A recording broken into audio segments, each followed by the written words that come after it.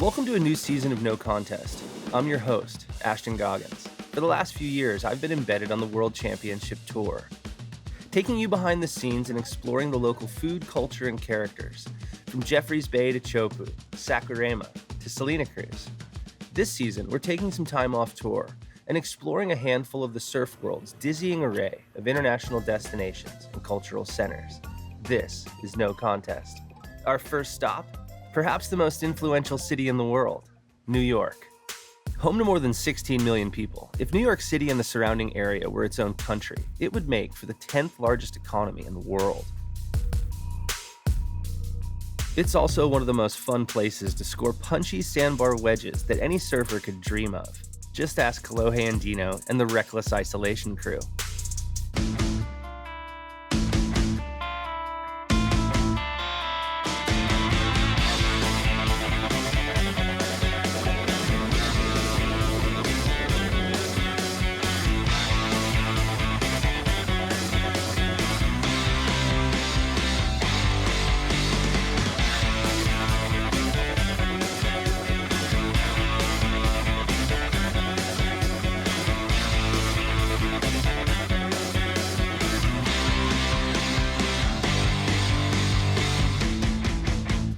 There's a reason that it often seems that the entire world oscillates wildly around New York City. Music, food, politics, international finance, fashion, capital C culture. If it matters here, and surfing is no exception.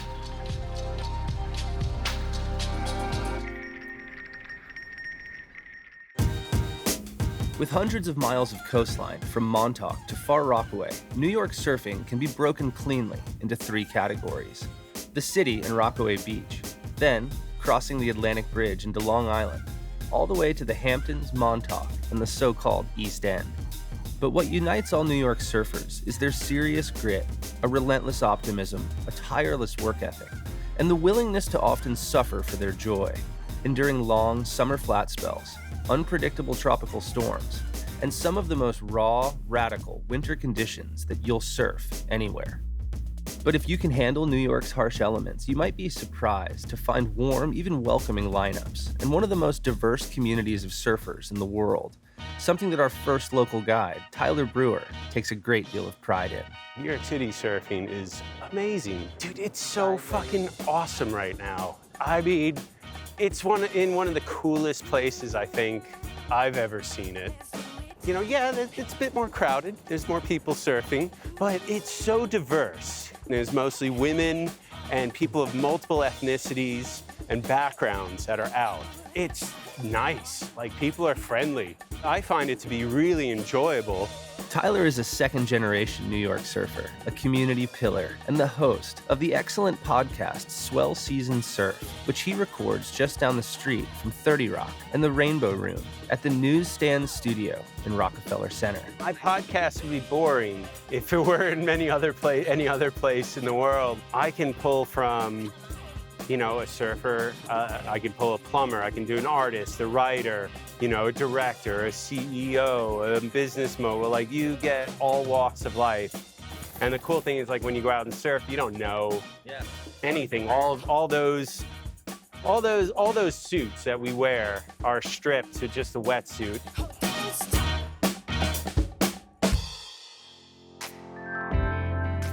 Starting just east of Coney Island, you hit Rockaway Beach, the furthest eastern fringe of Queens, and still, technically, New York City.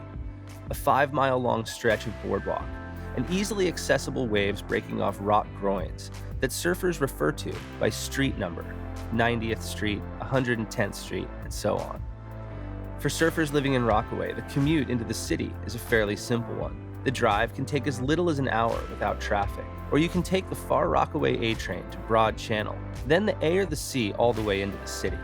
But with Kolohe Andino in town for one night showing his new film Reckless Isolation at the Rockaway Hotel, we hopped on the new Rockaway Ferry, which for $2.75 gives you a waterfront cruise from Jamaica Bay into New York Harbor, up the mouth of the Hudson River, past Breezy Point, Coney Island, the Statue of Liberty, and just an hour later to the tip of Lower Manhattan.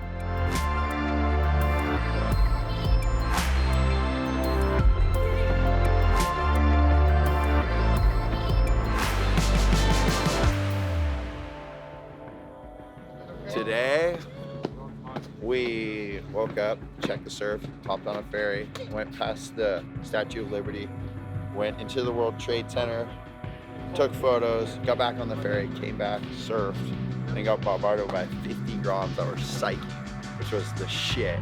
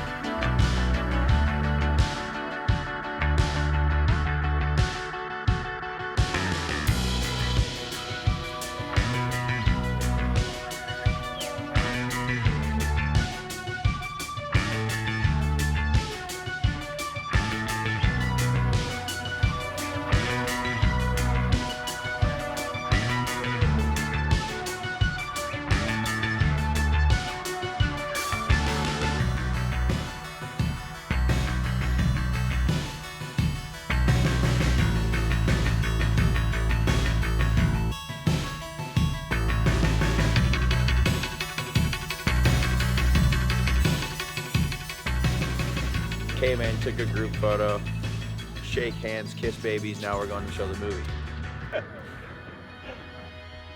You can gauge a surf community's health by the turnout at premieres, and New York is one of a network of radical core scenes up and down the East Coast, which Kolohe and their crew got to enjoy firsthand, touring the film from Florida to New England. We're at the Rockaway Hotel on Rockaway Beach. So, You guys had a great day. yeah, it was fine. Had like groms, bombs, moms, pros.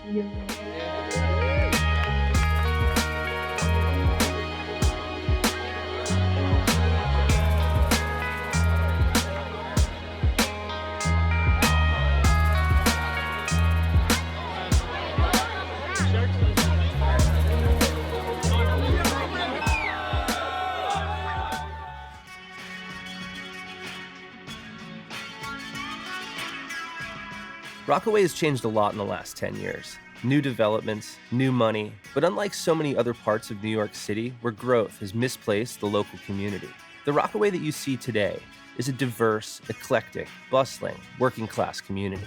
We went to meet writer Diane Cardwell, a native New Yorker, a Rockaway resident and surfer, and a chronicler of New York surfing's cultural and racial complexity, which she's written about for the New York Times, Rolling Stone, and Vogue. Her memoir, Rockaway, Surfing Headlong into a New Life, was just optioned for a Hollywood film. I never thought of myself as an athlete, and I never really thought about like sports, and I certainly never thought about surfing. You know, I knew some of that history, but I didn't know all of it. So it was just fascinating to kind of do this deep dive into going back all the way to Africa and, you know, African traditions of wave riding and just how rich and deep that connection is, even though in this country, you know, we've gotten kind of severed from those connections. The other thing that was really fascinating about that story was, you know, I had watched things change in Rockaway, right? Because of the work of like, you know, East Coast Black Surfing Association, La Rubea, these organizations that are getting kids of color out into the water. This kind of middle section of the peninsula where it's probably the most integrated in terms of race, ethnicity, class. It's an incredible mix, and that's part of what I love about it. Yeah. But yeah, you would expect the water to look like the neighborhood, and only recently has that come true. Heading almost due east from Rockaway, you cross the Atlantic Bridge and leave New York City behind. Welcome to Long Island. We're here to meet two of New York surfing's corest community conduits, Mike Nelson and Dave Wan of Unsound Surf. When Mike and Dave opened Unsound Surf in Long Beach, Long Island in 1997, New York surfing was still very much an underground scene. We just want to hang out, we want to surf. We wanted good surfers to come to town. What's the only way to get good surfers to friggin' Long Beach, New York? Give them money. So let's have a contest and get them in here. And that's how it evolved. Like our focus was always like, let's give kids opportunities that we didn't have. So we thought like, let's make a video. Let's make sure we have a contest every year. Let's give an opportunity, like make Long Beach the spot to come to. We were like, we should do all this because this is what we want to do. Period. That's it. Through their work with the Unsound Pro, both the shop and Long Island Surfing's profile began to grow. and over the years, hundreds of surfers have had their first New York experiences competing in the Unsound. If you think scoring surf here requires dedication, the same New York grit comes through in Mike Nelson's photos, whether he's shooting from the water during a blizzard or scaling buildings for a lineup shot. Mike's first book of collected works, North of Nowhere, just came out this summer. I feel like the East Coast has always been kind of like, the redheaded stepchild. And I wanted to come up with good stuff of New York to kind of show people that, like, what our home, like, does. Mike, Dave, and Unsound can also take a great deal of responsibility for two of the biggest things to happen to New York surfing. One, helping to realize the 2011 Quicksilver Pro New York, the most hyped, and to this day, the highest paying World Championship Tour event in history. We always thought QS, let's do it. Like, we could definitely do a 6-star and people would be stoked on it. Every year we wrestle up whoever was on board, and they're like pitching every year. Yeah, let's do it, let's do it, let's do it, let's do it. Finally, 2010, they're like, hey, we're gonna do a CT, $1 million bucks. We're like, okay. Okay. They were also instrumental in launching the career of New York's most beloved international ambassador, Balaram Stack, who they first met as a preteen. There's never been a bigger international star to come from New York surfing than Balaram. In fact, Bal was profiled in The New Yorker by Pulitzer Prize-winning author of Barbarian Days, Bill Finnegan, when he earned a wild card into the 2011 Quicksilver Pro New York.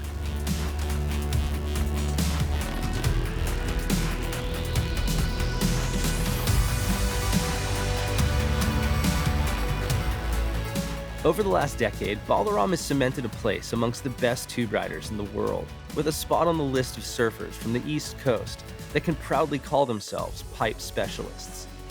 Bal spends his winters at the Volcom House on the North Shore, but he always keeps an eye on swells back home in New York. He gave us the call up the morning of the first day of the Billabong Pro Pipeline to see if we'd be down to chase a swell back east. Currently trying to strike mission is put the pieces together to get a snowstorm in New York.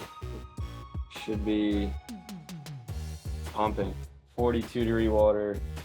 I'm just psyched to be home in the snow again. From Honolulu International, it's a 10-hour direct flight to JFK.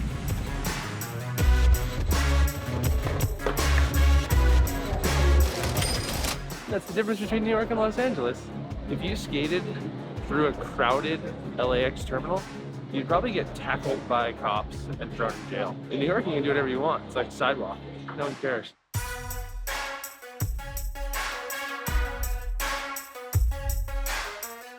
Then a 30-minute drive or a $60 cab ride to Bal's lifelong home of Point Lookout, Long Island. We're 11 miles away, and it takes fucking 30 minutes and $70.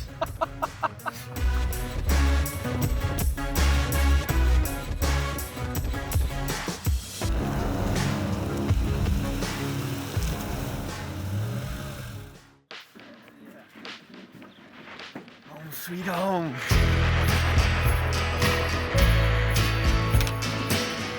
Morning. How are you? Oh, I feel like it's 6 p.m. right now. Well, go to sleep. Balaram's mom, Mary, is one of the most beloved ladies in surfing, and the Stack home in Point Lookout has hosted hundreds of surfers over the years. As it started to snow, Mary made us feel at home while Bal made some calls to get some forecasts for the morning, relying on his tight network up and down the mid and North Atlantic coast for guidance. You gotta be on it. There's no, you miss it, and it's like you could be waiting 6 months or a year for a salt like that. Before we could depart, though, we had two crucial pit stops to make. We're going to my favorite pizza spot on the planet, Gino's. First, a slice of Grandma's Pie at Gino's, a Long Beach institution, home to the best pizza in Long Island, and Balaram's official pizza sponsor since his amateur days. The white and the regular every day. Me and Richie Bogart, we'd come and we'd surf, get pizza, surf, come back here, get more pizza. It's so quick, so easy. Yeah. Oh, it's on. Next, a visit with Mike and David Unsound to pick up some 5mm neoprene, boots, and gloves. This is where all the hometown support began, right here at Unsound. But it was kind of like the hangout always, growing up, start here and then go surf. Bal's mom came in the shop, got a tough working schedule, so she'd drop Bal off here, and he'd go surf, come back, surf, and come back, but he was always welcome to come whenever he wanted. So that's how we came like super close with ball. To be perfectly honest, I have zero recollection of that kid until one day the kid came out and just surfed, and like you could just see the mechanics, like wave one, boom, right off it, right up into it. And he did that pretty much over and over that session. He was 8. It was crazy. It's one of the better days I've ever seen in the East Coast. Scoring in the Northeast ain't easy, and a serious New York surfer will find themselves driving as far north as New England and as far south as New Jersey, and even the Outer Banks given the right conditions.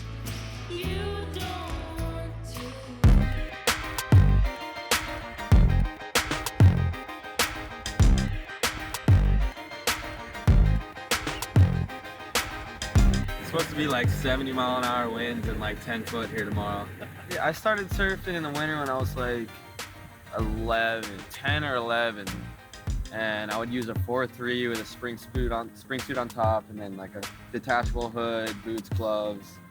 Fucking could barely put my arms down. It was so stiff. The brain freezes have gotten so bad where I'm just like duck dive like 5 times in a row, and it's just like, you can't do anything about it. There's more waves coming, and I'm just come up and I'm so dizzy and I fucking puke everywhere. Yeah. And then get out the back, and like the puking kind of warmed me up. So by the time I was out the back, it felt fine. But so they didn't even forecast it really snowing yet, and it's starting to come down. And apparently we're getting maybe a foot to a foot and a half overnight, and we're gonna wake up to just a blanketed beach of snow and hopefully fucking fire.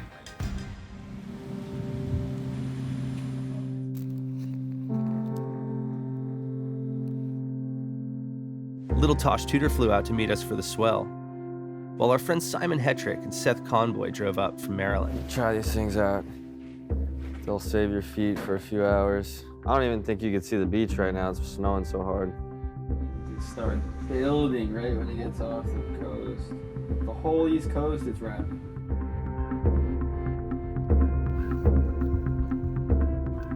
Oh, look at the car stuck. Oh my God. Definition of whiteout. Anytime you have to take a turn, it's like you have to go through like 2 feet of snow. Dude, it's straight white out. I can't even see fucking half a block in front of me right now. I don't know. I kind of feel like we should surf.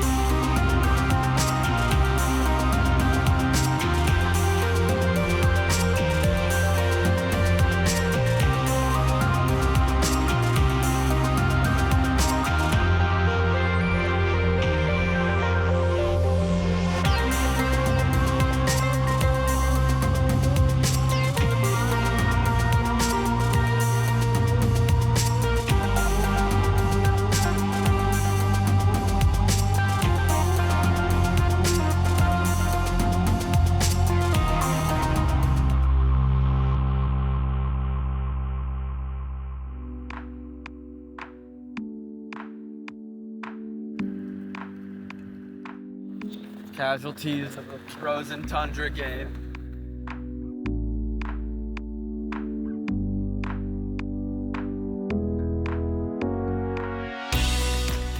We extended our swell mission and we're in search of a couple more barrels. It's fucking freezing. It's maybe twice as cold as yesterday, and yesterday I had ice cubes for toes. Adjusting to the climate.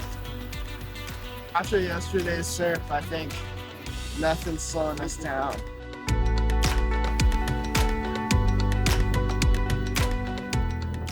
Oh my God. Dude, we're out there. Let's go.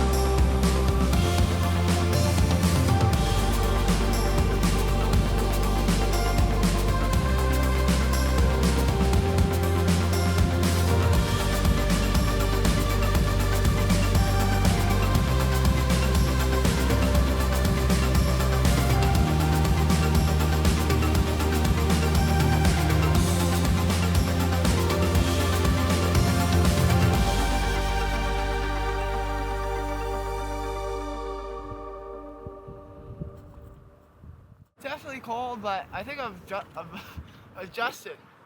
I can't really talk though.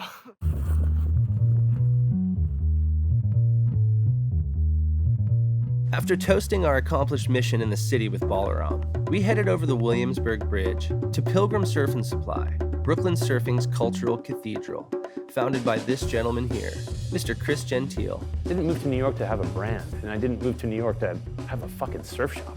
It really just happened, and I think that's kind of one of the beautiful things about New York. I moved here to pursue my career as a visual artist, and I fell right into the lap of a lot of really special people. As Brooklyn Surfing's unofficial international ambassador, for the last 2 decades, Chris has hosted countless visiting surfers, artists, filmmakers, musicians, and photographers here in Brooklyn. Pilgrim, along with Chris's former partner John McCambridge of California's Mollusk, created the blueprint for every quote-unquote boutique surf shop since. Opening our first little thing here was really a joy. It wasn't really a risk because our rent was $750 a month. It wasn't about performance or competition or the industry. That felt more like the world that I came from back in the 80s, like skateboarding, punk rock, hardcore. We sit outside of the surf world, really. We're trying to make things that are relevant to a community of people that, I've gotten to know over the past 20 years here. It's about craftsmanship, it's about utility and function. Yeah, and then there's like other influence that comes from, fashion. No one lives in New York City to be a surfer. You move here to pursue your life and to pursue all these other passions that you have. And surfing is this thing that gives you a moment to be in nature, to be alone, be unplugged, and it's really meaningful to people here who surf. Over the last 15 years, Pilgrim's built an international reputation for a selection of the finest foam and fiberglass that money can buy. But their real impact has come through the sprawling community that is catalyzed around the shop, thanks to people like Joni Capetta, an artist, writer, activist, and founder of Benny's Club. We are a queer and POC-centered surf collective in New York City. Surfing is a very attractive thing, I think, for everybody. And over the years, a lot of my queer friends had always been asking me to teach them how to surf. And we hosted a community surf event, and turnout was good. The energy was great, and we just kept it going. New York is the best environment for that community. Some of my favorite moments are, people who really have had successful surfing lives and are finally they feel like they can be their whole self in the water. Queer people and people of color do not feel welcome in surfing or in the ocean or at the beach even a lot of times. And we have a lot of the push for lessons. People want to learn because they feel like they now have permission.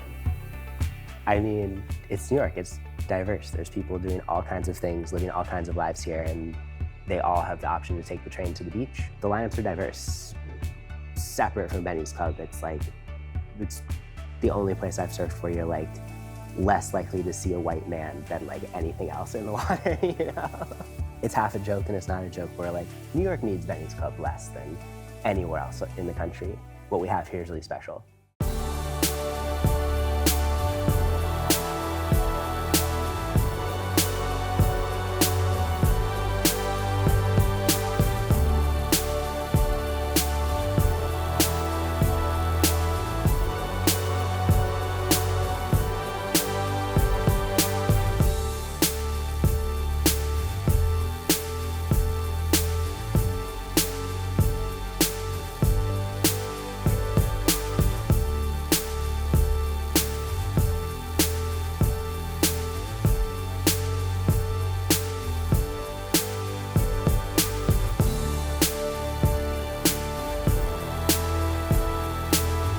That's it for this episode of No Contest. Thanks to the New York surf community for the warm embrace, and to the local heads for their time. There's nowhere in the world like New York, and the same goes for its surf scene. We'll see you next episode of No Contest.